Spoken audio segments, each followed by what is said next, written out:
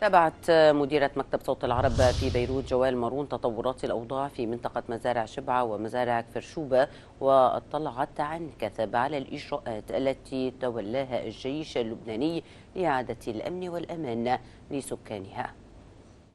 متابعينا معكم مشاهدين في هذه التغطية الميدانية من بلدة كفرشوبة، حيث حصلت بالأمس العملية خلفي. كما ترون نحن في أقرب نقطة لرويسات العلم، حيث أيضا تتوجه قوة من اليونيفيل إلى موقع العملية. رح نضلنا ندفع الثمن ورح نضلنا صامدين بهذه الأرض حتى آخر لحظة بحياتنا.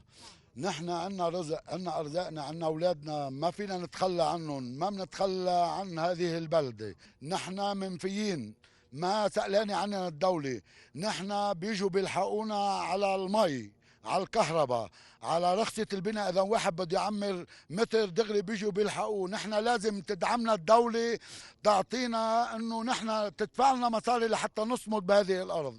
أما وفي مواقف الدولة، فقد أكد رئيس الحكومة حسان دياب في اجتماع لمجلس الأعلى للدفاع أن العدو الإسرائيلي يسعى لتعديل مهام اليونيفيل وقواعد الاشتباك معنا، ودعا إلى الحذر في الأيام المقبلة. وأضاف دياب أن لبنان سيقدم شكوى عند مجلس الأمن بشأن ما حصل في الأمس. منطقة كونها منطقة صراع، نحن عايشين بقلق دائم وعدم استقرار. اجت العملية ألحقت خسائر كبيرة بالرعاة الماعز، لأنه كل المراعي احترقت، وفي مواسم زراعية أيضا أصيبت، ففي مواشي انفقدت، في ناس كانوا عم يتسبحوا بالملعب اجت القذيفة بالمسبح. أما وفي هذا الإطار، أكد الرئيس الحريري بعد اجتماع كتلة المستقبل أن الكتلة تراقب بقلق تداعيات ما شهدته الحدود الجنوبية. وأضاف البيان أن الغياب المريب للحكومة عن المشهد الجنوبي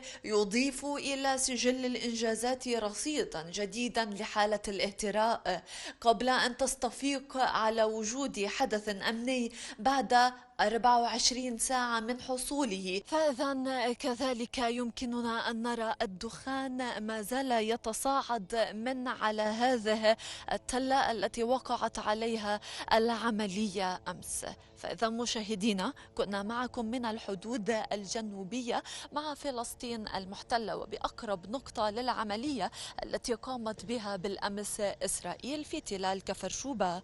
جوال مارون لصوت العرب من الحدود الجنوبية.